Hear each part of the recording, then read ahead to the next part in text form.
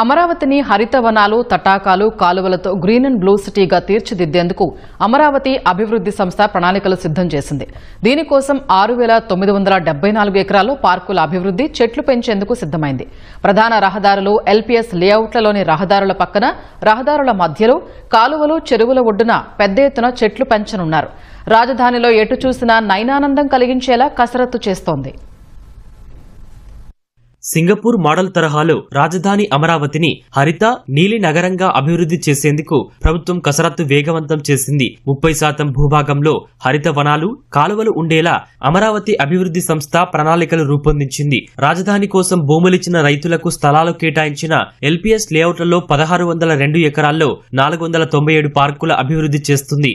ఉండవల్లి, నీరుకొండ, అనంతవరంలోని కొండలపైన మొక్కలు పెంచనుంది. ఎల్పీఎస్ లేఅవుట్లలో ఎకరం కంటే తక్కువతో ప్రారంభించి 10 ఎకరాల వరకు విస్తీర్ణం గల పార్కుల్ని అభివృద్ధి చేయనుంది. ఎకరం వరకు విస్తీర్ణం ఉన్న పార్కులు 290, 1 నుంచి 5 ఎకరాల వరకు 147, 5 నుంచి 10 ఎకరాల వరకు 42, 10 ఎకరాలకు పైన విస్తీర్ణం గల పార్కులు 18 చొప్పున ఉంటాయి.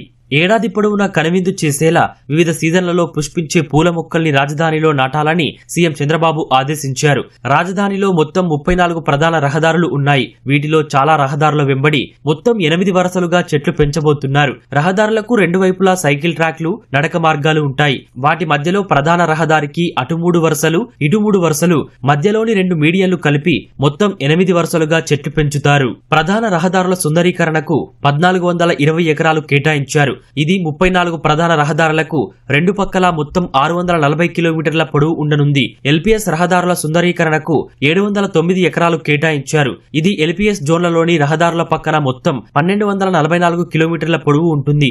సెంట్రల్ మీడియన్ల సుందరీకరణకు 445 ఎకరాలు కేటాయించగా 34 ప్రధాన రహదారుల మధ్యలో 450 కిలోమీటర్ల పొడవు ఉంటుంది. బఫర్ జోన్లలో మొక్కల పెంపకం కోసం 22 ప్రధాన రహదారులకు సంబంధించిన బఫర్ జోన్లలో 494 ఎకరాలు, పబ్లిక్ రీక్రియేషన్ పార్కు కోసం సాకమూరులో 190 ఎకరాలు, మల్కాపురంలో 21 ఎకరాలు కేటాయించారు. లంగ్ స్పేస్ పార్కు కోసం అనంతవరంలో 31 ఎకరాలు, జీవ వైవిధ్య పార్కు కోసం కూరగల్లులో 200 ఎకరాలు కేటాయించారు. కాలువల వెంబడి సుందరీకరణ పనుల కోసం 611 ఎకరాలు కేటాయించారు. నదీ అభిముఖ ప్రాంత సుందరీకరణ కోసం కృష్ణానది వెంబడి 22 కిలోమీటర్ల పొడవు స్థలాన్ని కేటాయించారు. కృష్ణాయపాలెం రిజర్వాయర్ సుందరీకరణ కోసం 71 ఎకరాలు, నీరుకొండ రిజర్వాయర్ సుందరీకరణ కోసం 158 ఎకరాలు, కొండలపై మొక్కల పెంపకం కోసం ఉండవల్లి, నీరుకొండ, అనంతవరం కొండలపై 400 ఎకరాలు కేటాయించారు. జలవనరుల అభివృద్ధిలో భాగంగా ఐనవోలు, నేలపాడు, నిడమర్రు, నవలూరు, తుళ్లూరు, వెలగపూడి, అనంతవరం, సాకమూరు, నెక్కలులోని చెరువుల్లో 600 ఎకరాలు కేటాయించారు. అమరావతి ఔటర్ రింగ్ రోడ్ ప్రాజెక్టులో మరో కీలక పరిణామం చోటు చేసుకుంది. భవిష్యత్ అవసరాల దృష్ట్యా అమరావతి ఔటర్ రింగ్ రోడ్ను విస్తరించాలని కేంద్రంపై ముఖ్యమంత్రి చంద్రబాబు చేసిన ఒత్తిడి ఫలించింది. 140 మీటర్ల వెడల్పుతో భూసేకరణకు కేంద్రం సమ్మతించింది. ఓఆర్ఆర్కు ఇరువైపులా సర్వీస్ రోడ్లు నిర్మించేందుకు అంగీకరించింది. అమరావతి ఔటర్ రింగ్ రోడ్డుకు 150 మీటర్ల వెడల్పుతో భూసేకరణ జరపాలని 2018లో నాటి తెలుగుదేశం ప్రభుత్వం ప్రతిపాదించింది.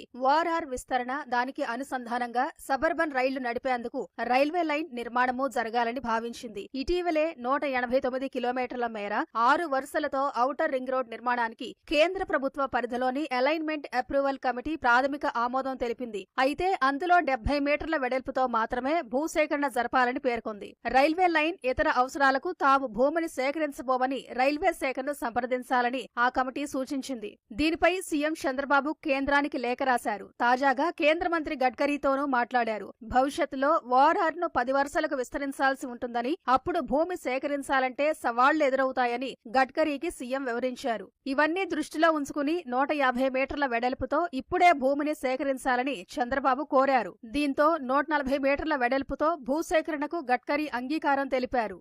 ఇటీవల alignment approval committee Amaravati outer ring రోడ్డుకు అనుమతి ఇచ్చినప్పుడు కేవలం రాజధాని ప్రాంతం వైపు మాత్రమే సర్వీస్ రోడ్ నిర్మాణానికి ఆమోదం తెలిపింది. ఓఆర్ఆర్కు బయటి వైపు అవసరం లేదని పేర్కొంది. దీనిపైన సీఎం చంద్రబాబు గడ్కరీతో చర్చించారు. ఇరువైపులా సర్వీస్ రోడ్లు ఉంటేనే ఓఆర్ఆర్కు ఆనుకొని ఉండే గ్రామాలు, పట్టణాలకు చెందిన వారు సులువుగా రాకపోకలు సాగించగలరని వివరించారు. గడ్కరీ దానికి సమ్మతించారు. అలైన్మెంట్ అప్రూవల్ కమిటీ ప్రాథమిక ఆమోదం ప్రకారం 70 మీటర్ల వెడల్పుతో ఓఆర్ఆర్ భూసేకరణకు 16,310 కోట్లు ఖర్చవుతుందని అంచనా వేయగా ఇప్పుడు 140 మీటర్ల వెడల్పునకు భూసేకరణ వ్యయం పెరగనుంది. త్వరలోనే కేంద్ర ప్రభుత్వం ఉన్నతాధికారుల నుంచి రాష్ట్రానికి అందే ఆదేశాల్లో ఆ వివరాలన్నీ ఉంటాయని NHAI వర్గాలు తెలిపాయి.